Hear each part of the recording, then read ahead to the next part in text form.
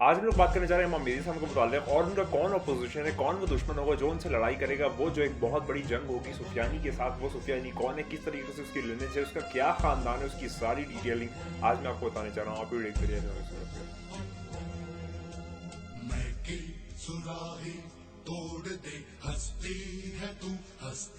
बात का आगाज करते हैं। आज हम लोग बात करने जा रहे हैं सुफियानी के मुताल्लिक़ इमाम मेहदी अलैहिस्सलाम का जो आना है। हमेशा आप एक चीज़ अगर आप नॉर्मली देखें तो आपको हमेशा कोई भी, अगर आप मूवी देख रहे हैं, कोई स्टोरी पढ़ रहे हैं या फिर कोई किस्सा कहानी वाक़या कुछ भी पढ़ रहे हैं, तो उसमें एक पॉजिटिव रोल होता है, वो एक नेगेटिव रोल होता है। एक हीरो होता है और एक विलन होता है। एक आप कह सकते हैं नायक होता है और एक खलनायक होता है। इसी तरीके से ये जो कॉन्सिक्वेंट है और ये जो फिलॉसफी है, ये हमेशा से है और हमेशा तक रही। हमेशा अगर अच्छाई होगी तो बुराई होगी, अगर वहाँ पर पॉजिटिविटी होगी तो वो नेगेटिविटी होगी। अगर हम लोग हिंदू फिलॉसफी में देखें तो वो जो महाभारत की जंग हुई थी, वहाँ पर पांडव थे और कौरव थे। इसी तरीके से हर जगह पर जहाँ पे भी जो पॉजिटिव रोल होता है, वहाँ पर उसके अपोजिशन में नेगेटिव रोल होना ज़रूरी है, क्योंकि फिर जब अच्छाई ओवरटेक कर जाती है बुराई को, तब लोगों को एक आप कह सकते हैं लेसन मिलता है, एक मॉरल मिलता है कि हमेशा से और हमेशा तक जो अच्छाई है वो हमेशा ऊपर आएगी और जो बुराई है वो नेस्त नाबूद हो जाएगी और आखिर में ख़त्म हो जाएगी। ये जो फिलॉसफी है, इसी की कंटिन्यूएशन में और इसी को उठाते हुए आज हम लोग बात करेंगे इमाम मेहदी अलैहिस्सलाम और सुफियानी के मुताल्लिक़। इमाम मेहदी अलैहिस्सलाम वो है शख्सियत, मैंने बहुत सारी वीडियो बनाई इसके मुताल्लिक़, चैनल पे सारी मौजूद है।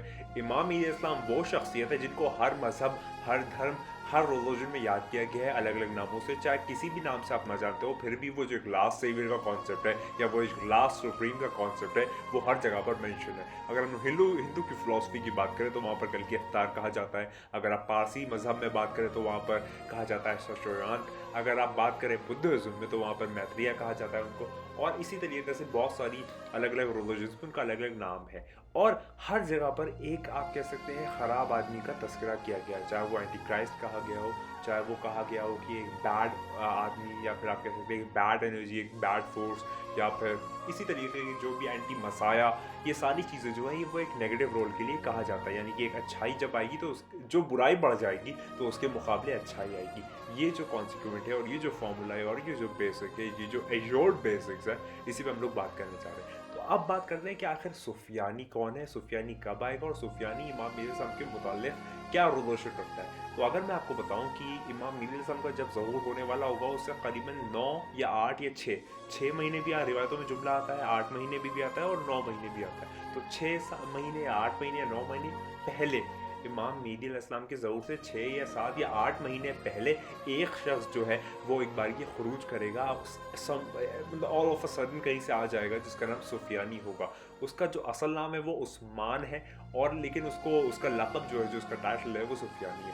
अब सुफियानी जो है उसकी लिनेज क्या होगी, वो कहाँ से होगा, उसकी क्या फैमिली बैकग्राउंड होगा, उस पर थोड़ी सी बात कर लेते हैं। हम जानते हैं कि हमेशा से जो फैमिली लाइन है वो 2 फैमिली लाइन्स बहुत ज़्यादा स्थापित है इस्लामिक थियोलॉजी के हिसाब से। वो जो फैमिली लाइन है, एक है बनु हाशिम और एक है बनु उमैया। हाशिम और बनु उमैया, ये 2 जो कह सकते हैं फैमिली लाइन्स है, ये हमेशा से स्थापित है और हमेशा से स्टैब्लिश्ड है, और इन दोनों की कभी भी नहीं मानी।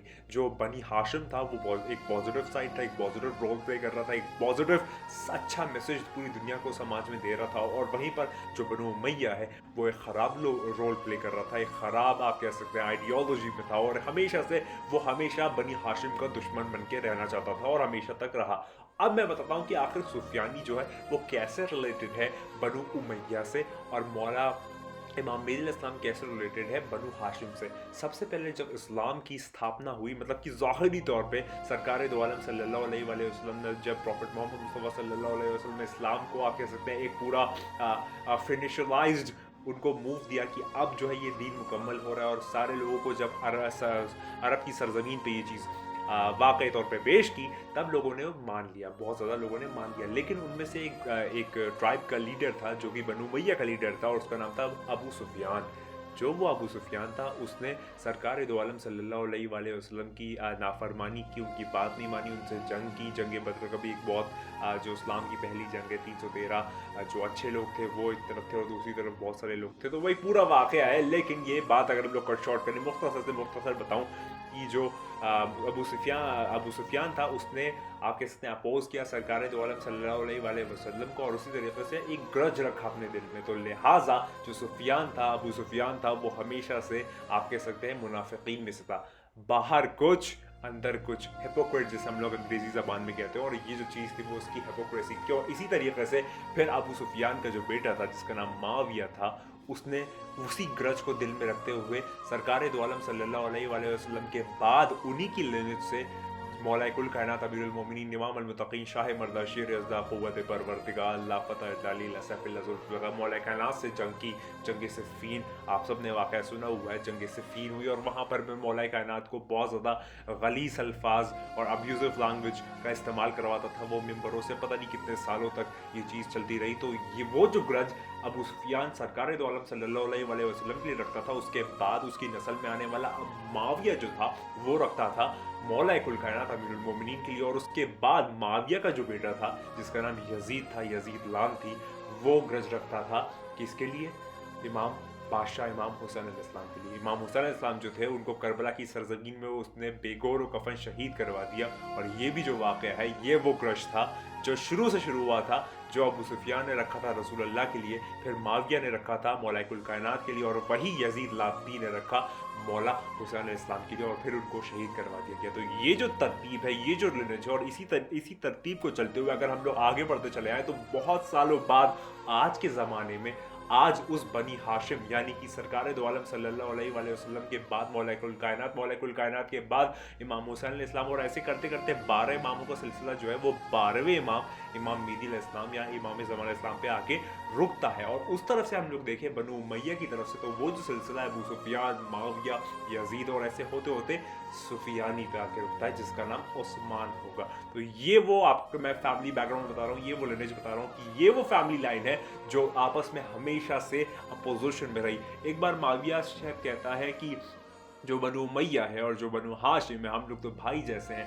तो आपने अगर एक वो बहुत फेमस जुमला है मौला हुसैन अलैहिस्सलाम का कि वो फरमाते हैं यजीद को कि मुझ जैसा तुझ जैसे की बैत कर नहीं सकता, यानी कि मुझ जैसे से मुराद है कि हम जैसे तुम जैसों की बैत नहीं कर सकते। और ये मौला हुसैन ने सिर्फ फ़कत उस दिन के लिए, उस वक्त के लिए और फ़कत इंडिविजुअली अपने लिए नहीं कहा था, यानी कि हर वो इंसान जो कि हुसैनियत को फॉलो करता है वो कभी भी यजीदियत को फॉलो नहीं कर सकता। हर वो इंसान जो कि पॉजिटिव है कभी नेगेटिव को नहीं जा सकता। हर वो इंसान जो कि किसके जैसा है, इमाम हुसैन इस्लाम जैसा है, उन जैसा मतलब कि उनकी आइडियोलॉजी को फॉलो करता है, वो कभी भी यजीद की आइडियोलॉजी को फॉलो नहीं कर सकता, यानी कि वो नेगेटिव फेज में नहीं जा सकता। अगर हम लोग इसको हिंदू फिलॉसफी या फिर महाभारत में अगर हम लोग देखें तो जो पांडव है वो कभी भी कौरव जैसे नहीं हो सकते, चाहे कौरव तादाद में ज्यादा हो, 100 हो और पांडव 5 हो, लेकिन जो डिवाइन हेल्प है श्री कृष्ण की वो किसके पास आई? आप देख सकते हैं महाभारत आपके सामने पेश है, वो आई पांडवों के ऊपर। तो उसी तरीके से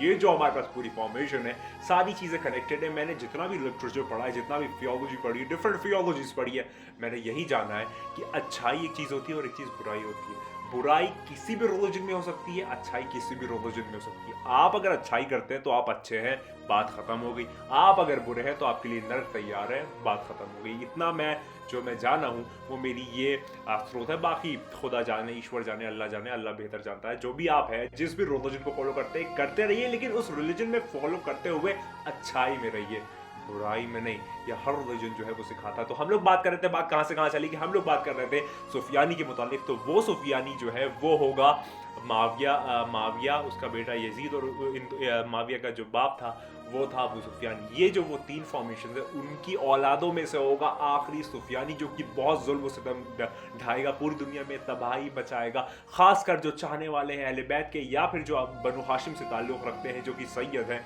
उन लोगों के लिए खासकर वो एक बहुत ज़्यादा पैराकली और एक बहुत ज़्यादा क्रिटिकल माहौल क्रिएट कर देगा, जो कि बहुत क्रूशियल होगा उस वक्त सर्वाइव करना। लेकिन जो ऊपर वाला है, जो परमात्मा है, जो ईश्वर है, वो सारे अच्छे लोगों को बचा लेगा। ये चीज़ तो हमेशा से एक तय है और ये हक बात है। तो अब आप दुआ कीजिए कि वो आने वाला है, वो बहुत जल्द आने वाला है। और मैंने आपको बताया कि जो सुफियानी का खरूज है वो होगा 8 से 9 या 6 महीने पहले, इमाम मेहदी अलैहिस्सलाम के आने से पहले। तो ये पूरी मैंने फॉर्मेशन बताई है जो मैं आपको बताना चाह रहा था। बाकी बहुत सारी बातें जो है वो छूट गई, लेकिन मैं कोई उम्मीद करता हूँ कि आपको वीडियो पसंद आई होगी।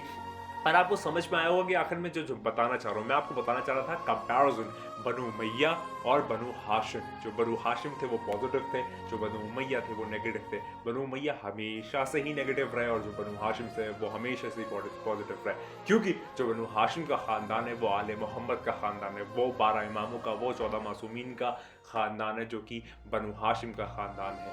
और दूसरी तरफ अगर हम लोग देखें तो जो बनु उमैया का ख़ानदान है वो ख़ानदान है जो हमेशा से ट्रांसग्रेसर्स रहे, मुनाफिकीन रहे, हिपोक्रेट रहे और हमेशा से ऐसी बात करते थे जो कि बहुत ज़्यादा आप कह सकते हैं बहुत ज़्यादा एंटी आले मोहम्मदी, बहुत ज़्यादा एंटी आली मोहम्मदी। तो ये मैंने आपके सामने पेश किया। अगर मैं उम्मीद करता हूँ वीडियो पसंद आएगी, वीडियो पसंद पेश अगर सब अवश्य करें, कमेंट जरूर करें और सब मुस्लिम आपकी वीडियो चैनल पर आगे वीडियो मौजूद है, जाके लाजमी देखें।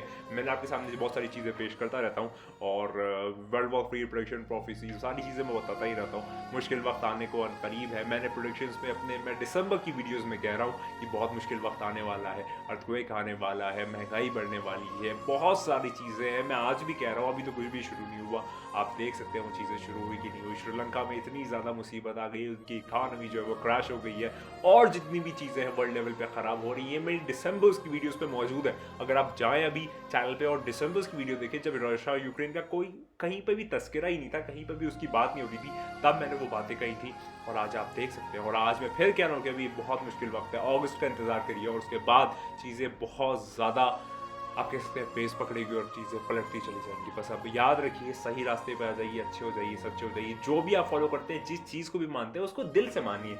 ऐसा नहीं कि आप अंदर कुछ हो बाहर कुछ हो। वो जो चीज़ है उसे हम लोग हिपोक्रेट कहते हैं और जो मुनाफिकीन है उनका कोई कोई सरोकार नहीं। मैं हमेशा की तरह एक ही बात कहूँगा, अगर आपको